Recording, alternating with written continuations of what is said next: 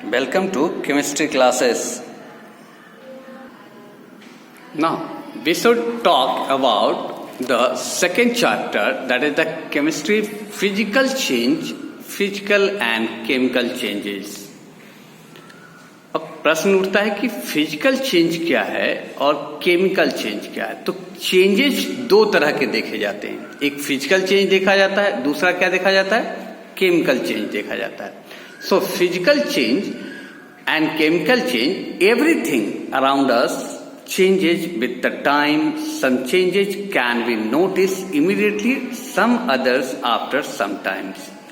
कुछ चीजें ऐसी हैं हमारे चारों तरफ जिनको हम लोग क्या करते हैं, उनको हम लोग नोटिस कर पाते हैं तुरंत। उनमें चेंज हो रहा है, परिवर्तन हो रहा है, तो आप उसको क्या कर पाते हैं, आप उसको तुरंत नोटिस हो जाता है। और कुछ चेंजेस ऐसे हैं जो हो तो रहे हैं लेकिन उनका आप नोटिस नहीं कर पाते। Some other go unnoticed. Some common changes which occur in the things around. मैंने कुछ फोटोग्राफ्स डाले हैं आपके लिए। So change in weather. Weather में परिवर्तन हो रहा है, आपको इमीडिएटली पता चल जाएगा। अभी कुछ देर पहले मान लो सनलाइट बहुत अच्छी थी, बहुत गर्मी पड़ रही थी, एकाएक बादल आ गए, तो ये चेंज जो हो रहा था वो एट वो आपको दिखाई दे रहा था। मतलब आप तुरंत से महसूस कर सकते थे कि जो हमारा सराउंडिंग है उसमें कुछ ना कुछ परिवर्तन चल रहा था। आप लकड़ी ले रखे हैं और उसमें क्या किया आपने, उसमें आपने उसका जला दिया। अब लकड़ी लगातार क्या हो रही है, वुड लगातार जल रही है, और जलने के बाद या तो वो कोल में चेंज हो जाएगी, एसेस में चेंज हो जाएंगे, हीट निकल रहे थे, लाइट निकल रहा था। सो वहां पर चेंजेस दिख रहा था। Burning of match stick, match stick को आप जलाते हैं, देखिए उसमें एकाएक अनायास ही उसमें फायरिंग हो जाती है। ठीक वैसा ही केस है जब आप मैग्नीशियम के रिबन को जलाते हैं तब होता है। तो हम बात कर रहे थे मैग्नीशियम के रिबन की। मैग्नीशियम के रिबन को उस पर एक लेयर होता है, ये मान लो मैग्नीशियम का रिबन है, क्लियर। तो मैग्नीशियम का एमजी रिबन,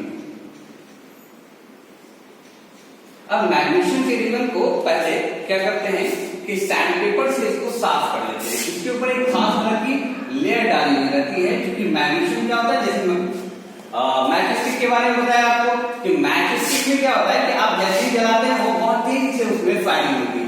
यहाँ की इस ऑक्साइड के परत को हटाने के बाद जब आप इसको जलाते हैं तो ध्यान ये रखा जाता है, इसको टाइम से पकड़ लिया जाता है, चिमटे से पकड़ा जाता है, नीचे कोई एक चाइना डिश लगा लेते हैं और फिर इसको आप जलाइए। ये रिबन था, आप देखेंगे एक आपको क्या बताऊं, तार की तरह वो होगा, और जब जलने लगेगी तो लगातार इसमें परिवर्तन होना शुरू करेगा। ये डैम्पिंग फ्लैश के साथ ये लगातार जलना शुरू करेगा और इसके एश में कन्वर्ट हो जाए। तो यहाँ भी चेंजेस हो रहे हैं। रस्टिंग ऑफ आयरन, आपने लोहा की बहुत सारी चीजों को देखा होगा, उसमें क्या होता है कि अगर पेंटिंग नहीं की हुई है उस पर तो वो धीरे धीरे जो आयरन पीस है वो खराब होने लगता है और वहां पर वो रस्टिंग कहलाता है। तो यहाँ पर देख रहे हैं ये पूरा आयरन शीट था ऐसा, लेकिन वो क्या हुआ, यहाँ से यहाँ तक के आयरन शीट किसी कारणवश खराब हो गए। उसके बहुत सारे कारण है, रस्टिंग होने के ऊपर चर्चा बाद में, लेकिन परिवर्तन तो हो रहा था, चेंजेस तो हो रहा। सो रिपनिंग ऑफ फ्रूट्स, आपने अभी आम का सीजन है, आप जाइए किसी भी बगीचे में देखेंगे, पहले बहुत छोटा था, मंजर आया था, छोटा था, छोटे के बाद वो धीरे धीरे उसमें ग्रोथ होना शुरू हुआ, डेवलप हुआ, फुल्ली डेवलप्ड है। अब अभी वो ग्रीनरी होगा, कुछ दिनों के बाद क्या होगा, वो पकना शुरू करे, रिपनिंग शुरू हो जाएगी उसकी, और वो पीला हो जाएगा। इसका मतलब चेंजेस यहाँ भी हो रहे थे, वेदर में चेंजेस हो रहे थे। बादल एकाएक, मौसम बहुत अच्छा था, धूप खिली थी और बहुत सारे बादल आ गए, तो चेंजेस यहाँ भी हो रहा था। बर्निंग ऑफ फूड्स, लकड़ियों को रखा गया और उसको जलाया गया तो वहां भी परिवर्तन हो रहा था। एयर के संपर्क में आते ही लकड़ी क्या हुआ, बर्निंग केस शुरू हुई और उसका कन्वर्जन, लगातार कन्वर्जन हो रहा था। किस चीज में, कोल में हो रहा था, कार्बन डाइऑक्साइड फॉर्म कर रहा था, यहाँ से CO2 फॉर्म कर रहा था, कोल कन्वर्ट हो रहा था, that is the form of C, carbon के फॉर्म में जा रहा था। Now the changes become the noticeable due to one or more of the following changes. इसका मतलब चेंजेस तो हो रहा है और लगातार ये चेंजेस कहीं ना कहीं किसी न किसी स्वरूप में हो रहा है। फिर कौन सा ऐसा फैक्टर्स है जिस पर सबसे ज्यादा चेंजेस देखे जा सकते हैं, these are the position, shape and size. हो सकता है कि इसका शेप साइज बदल जाए, हो सकता है कि इसके पोजीशन बदल जाए, इसका पोजीशन छोटा था बड़ा हो गया। So the position of shape and size, physical state that is the solid, liquid and gas. It may be possible कि वो सॉलिड था, गैस में फॉर्म हो गया और फिर सॉलिड भी रहा, तो अलग अलग फेज में आ रहा था। सो द फिजिकल स्टेट में भी परिवर्तन हो सकता है। कंपोजिशन, उसके कंपोजिशन में हो सकता है परिवर्तन हो जाए संभवतः, क्योंकि मैग्नीशियम के साथ जब ऑक्सीजन को जलाया जा रहा था तो मैग्नीशियम ऑक्सीजन के साथ जलके क्या बना रहा था, मैग्नीशियम का ऑक्साइड तैयार कर रहा था। सो मैग्नीशियम का ऑक्साइड जो फॉर्म कर रहा था वो मैग्नीशियम से अलग था, तो उसके कंपोजिशन में अंतर आ रहा। Colour, it may be possible कि उसके कलर में परिवर्तन आ जाए। बहुत सारे ऐसे केमिकल रिएक्शन हैं जिसमें कलर में परिवर्तन होता है, वो वहां छोड़ दो, आप सिंपल देखो, जो मैंगोस था वो ग्रीन कलर का था और धीरे धीरे वो येलोइश कलर में चेंज कर गया। टेम्परेचर चेंज हो सकता है, बहुत सिंपल सा है। टेम्परेचर आप देखिए, एटमॉस्फेयर का टेम्परेचर बदल रहा है। वैसे मैं केमिकल रिएक्शंस दिखा दूं आपको, तो कैल्शियम ऑक्साइड के साथ अगर H2O का रिएक्शन कर दे तो कैल्शियम हाइड्रोक्साइड में कन्वर्ट हो जाता है और यहाँ पर उस बर्तन का टेम्परेचर क्या हो जाता है, अराइज कर जाता है, मतलब यहाँ हीट प्रोड्यूस हो रहा होता है।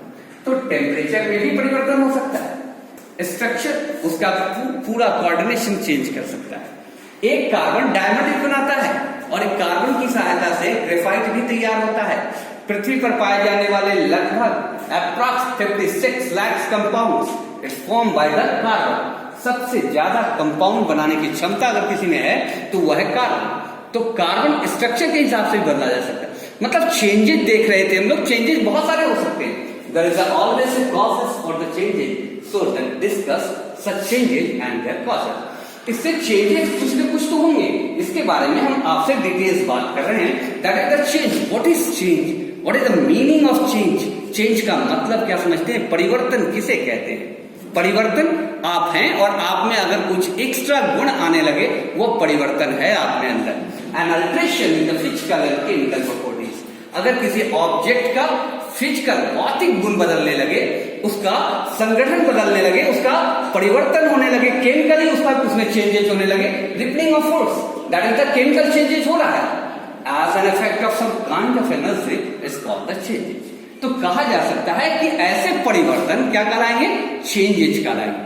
अगर किसी भी चीजों में उसके भौतिक और रासायनिक गुणों में अंतर आ जाए, फिजिकल और केमिकल प्रॉपर्टीज में परिवर्तन होने लगे, तो कह सकते हैं कि changes are possible. Now the classification of changes. Changes का क्लासिफिकेशन क्या हो सकता है?